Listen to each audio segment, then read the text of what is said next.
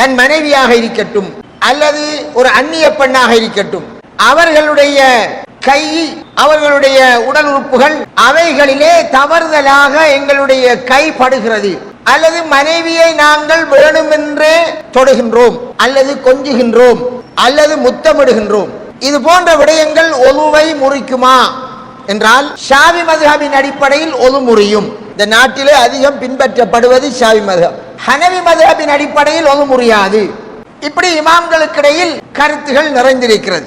நம்முடைய நாட்டில் அதிகமாக பின்பற்றப்படுகின்ற இந்த ஷாஃபி மதுஹபின் தீர்ப்பு, அதன் அடிப்படையில் அதை சரியென்று ஏற்றுக்கொண்டவர்கள் தற்செயலாக தனது கையில் உள்ள பிள்ளையை ஒழுவெடுத்ததன் பின் மனைவியிடம் கொடுக்கின்ற போது மனைவியினுடைய கை படுகிறது, ஒழு முறிந்து விடுகிறது என்று ஒழு செய்கிறார்கள். ஏன் அவர்கள் அவ்வாறு நம்பி இருக்கிறார்கள்.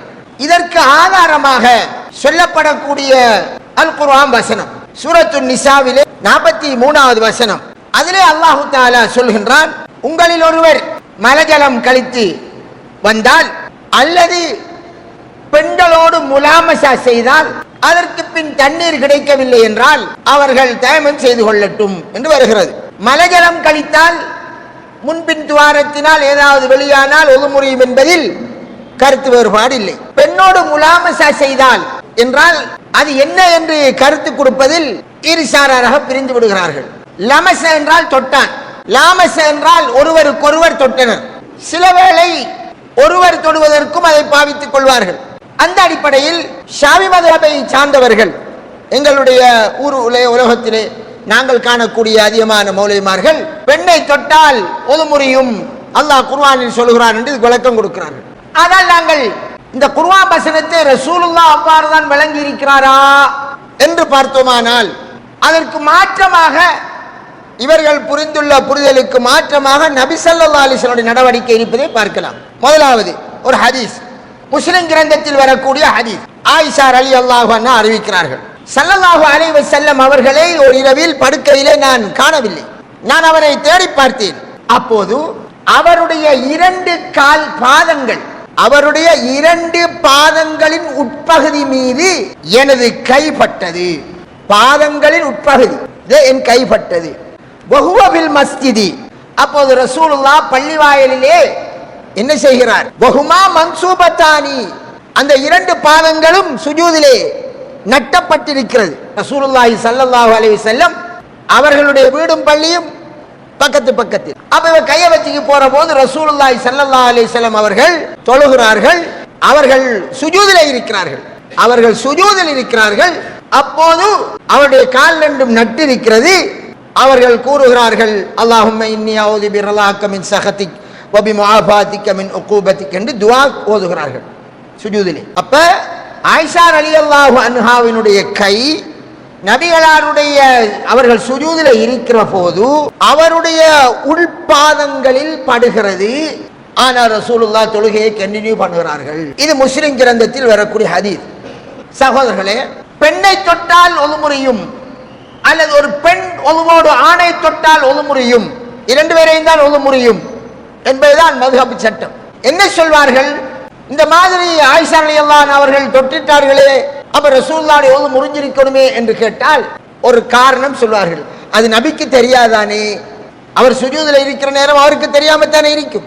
அவருக்கு தெரியாட்டியும் இவதானே சொல்லா, இவருக்கு தெரியுமே மனைவிக்கு தொட்டா ஒழு முறியும் என்று. அல்லாஹ்வின் தூதரே, உங்களுடைய ஒழு முறிஞ்சிட்டு என்று அவர் சொல்லியிருக்கணும். ஆனால் சொல்லல. ஏன்? ஒழு முறியாது. முறியும் என்றால் அதற்கு ஒரு ஆதாரம் வேணும்.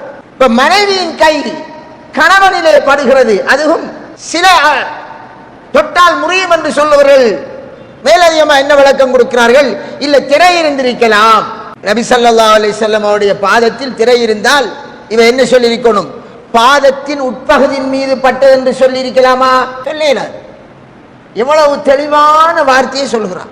எனவே இது திரை இருந்தது அல்லது நபிகளாருக்கு தெரியாமல் இருந்தது, ஆனால் கண்டினியூ பண்ணிக்கு போனார்கள் என்பதெல்லாம் ஒரு தவறான வாதம். அந்த வாதம் சரி வராது. இரண்டாவது பார்ப்போம். அபூ ஹுரைரா ரலியல்லாஹு அன்ஹு அவர்கள் ஆயிஷா ரலியல்லாஹு அன்ஹா தொட்டு அறிவிக்கக்கூடிய ஹதீஸ் அது. மேலும் புகாரியில் வரக்கூடிய ஹதீஸ். ஆயிஷா ரலியல்லாஹு அன்ஹா அறிவிக்கிறார்கள், என்ன கூறுகிறார்கள்? நான் நபி ஸல்லல்லாஹு அலைஹி வஸல்லம் அவர்களுக்கு முன்னால் தூங்கிக் கொண்டிருப்பேன். என்னுடைய 2 கால்களும் அவருடைய கிபிலாவின் பக்கம் இருக்கும் இரவையில். அப்போது ரசூலுல்லாஹி ஸல்லல்லாஹு அலைஹி வஸல்லம் சுஜூது செய்வார்களானால் என்னை சுரண்டுவார்கள். நான் எனது கால்களை மடித்துக் கொள்வேன். பின்னர் அவர்கள் நிலைக்கு வந்தால் நான் காலை நீட்டிக்கொள்வேன். அந்த காலத்தில் எங்களுடைய வீடுகளில் விளக்கே கிடையாது.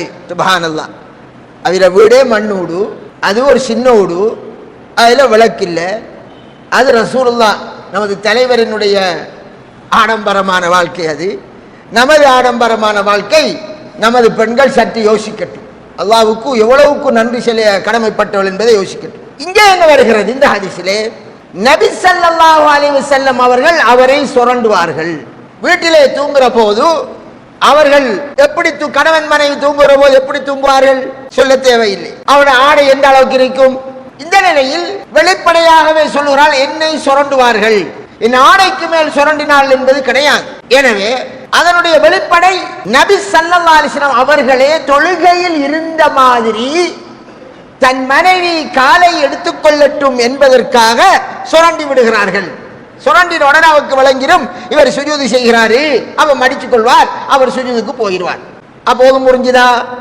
போதும் முறியவில்லை. இந்த 2 ஹதீஸ்கள் புகாரியில் முஸ்லிமில் வரக்கூடிய இந்த 2 ஹதீஸ்களும் எங்களுக்கு மிக தெளிவான ஒரு பாடத்தை தருகிறது. பெண்ணை தொழுகையில் நின்ற நிலையில் ஒரு பொம்பளை தொட்டாலும், ஒரு ஆண் தொட்டாலும், ஒரு ஆண் பெண்ணை தொட்டாலும் அல்லது ஒரு பெண் ஆணை தொட்டாலும் ஒது முறிய மாட்டாது.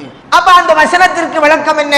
லாமஸ்தும், லமசேண்டா தொட்டான், லாமசேண்டா ஒருவருக்கொருவர் தொட்டான்ங்கிற போது உடல் உறவை குறிக்கிறது. ஒருவருக்கொருவர் தாம்பத்தியத்தில் ஈடுபடுவதற்காக அல்லாஹ் பாவிக்கிற ஒரு வார்த்தை. 2 கருத்து வந்தாலும் அங்கே 2 பேர் ஒருவருக்கொருவர் தொடுதல் என்கிற அந்த வார்த்தை அது சூசகமாக உடல் உறவு கொள்ளுதல் என்பதற்கான வார்த்தை. எனவே நீங்கள் மனைவியோடு தொடர்பு பட்டு விட்டு நீங்கள் வந்தால் உங்களுக்கு தண்ணி கிடைக்கலையா, ஒது செய்யறதுக்கு தயமம் செய்யுங்கள் என்பதுதான் அதன் பொருள். மாறாக மனைவியின் கைப்பட்டால் அல்லது நாங்கள் மனைவியை தொட்டால் அல்லது நாங்கள் மனைவியை கொஞ்சினால் ஒது முறியும் என்பதற்கு எந்த ஆதாரமும் கிடையாது. சகோதரர்களே, அதை நாங்கள் புரிந்து கொள்ள வேண்டும். இது ஹதீஸில் தெளிவாக வந்த ஆதாரங்களை தவறாக புரிந்ததால் வந்த கருத்து. ஷாஃபி மத்ஹபை சேர்ந்தவர்கள் நமது நாட்டிலே அதிகம் இருப்பதால் என்ன செய்கிறார்கள்? அவர்கள் எல்லா நேரங்களிலும் இதை கடைபிடித்து விட்டு ஹஜ்ஜுக்கு போகிற போது எங்களுடைய மௌலைமார்கள் சொல்லிக் கொடுக்கிறார்கள், நாங்க பின்பற்ற ஷாஃபி மத்ஹபு பொம்பளோட கைப்பட்டா ஒது முறிஞ்சிரும், அதனால நமது கை அவீர உடம்புல பட்டா ஒது முறிஞ்சிரும். நாம தவாப் செய்கிற போது அங்க காபாவிலே எங்களுடைய கைகள் அவர்களுடைய உடம்புகள் படுவதற்கு சந்தர்ப்பம் இருக்கிறது. தவாபு ஒது இல்லாமல் செய்ய முடியாது. அதனால ஷாஃபி மத்ஹபில் இருந்து ஹஜ்ஜி கடமையை ஹனபி மத்ஹபுக்கு மாறி நாம செய்வோம் என்று சொல்லி கொடுத்து கூட்டிக்கு போறார்கள். அன்பிற்குரிய சகோதரர்களே, நபி ஸல்லல்லாஹு அலைஹி வஸல்லம் அவர்கள் ஷாஃபி மத்ஹபை பின்பற்றினாரா, ஹனபி மத்ஹபை பின்பற்றினாரா? கொஞ்சம் யோசிக்க வேண்டும். யார் முந்தி? இமாம்களா, ரசூலுல்லாஹ்வா? அல்லாஹ்வுடைய தூதர்.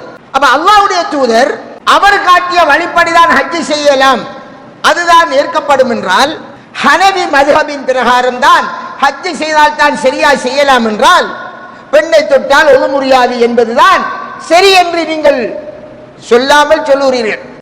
முஹம்மது நபி ஸல்லல்லாஹு அலைஹி வஸல்லம் அவர்கள் எங்கேயும் சொல்லவில்லை ஹஜ்ஜுடைய நேரத்திலே பெண்ணை தொட்டால் ஒது முடியாது, ஹஜ் அல்லாத நேரத்திலே பெண்ணை தொட்டால் ஒது முறியும் என்று எங்கேயாவது சொன்னார்களா? இல்லை. அவருடைய மார்க்கத்தை படித்த சஹாபாக்கள் சொல்லி தந்தார்களா? இல்லை. அப்படி இருக்கிற போது ஹஜ்ஜுக்கு சொல்கின்ற இந்த மக்களுக்கு இந்த ஹஸரத்துமார் நீங்க அனை மத்ஹபுக்கு மாறுங்கள் என்று சொல்லிக் கொடுப்பது என்பது மிகப்பெரிய ஒரு அறியாமையின் வெளிப்பாடு. இது அல் குர்ஆன் ஹதீஸுக்கு முரண்பாடான ஒரு சித்தாந்தம். அதை இன்னும் யோசிக்காமல் சொல்லிக் கொடுத்திருக்கிறார்கள். நாங்களும் அதை எங்களுடைய அறியாமையினால் கடைபிடித்து வருகிறோம். அதை தவிந்து கொள்ள வேண்டும். அதே சொல்கிறது பெண்ணை தொட்டால் அப்போது முறியாது என்பதுதான் சரி என்று.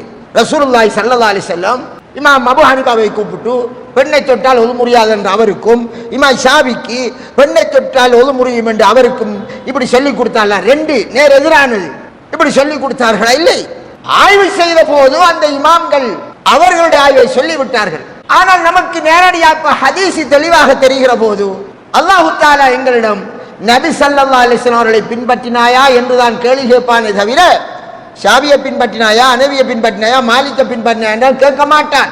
அதை எங்களுடைய சமுதாயம் புரிந்து கொள்ள வேண்டும். இமாம் ஷாபி ரஹ்மத்துல்லாஹ் தெளிவாக சொன்னார், வைதா ஸஹல் ஹதீது பஹுவ மذஹபி, ஒரு ஹதீஸ் சஹீஹாக இருந்தால் அதுதான் எனது மذஹபு என்று சொன்னார். எனவே யாருக்கும் அனுமதி இல்லை ரசூலுல்லாஹி ஸல்லல்லாஹு அலைஹி வஸல்லம் இருந்து தெளிவான ஒரு ஆதாரம் வந்ததற்கு பின் சுயமான கருத்து கொள்வது. அவர் சொன்னார், இவர் சொன்னார் என்று அறிஞருடைய கருத்தை எடுப்பதற்கு அனுமதி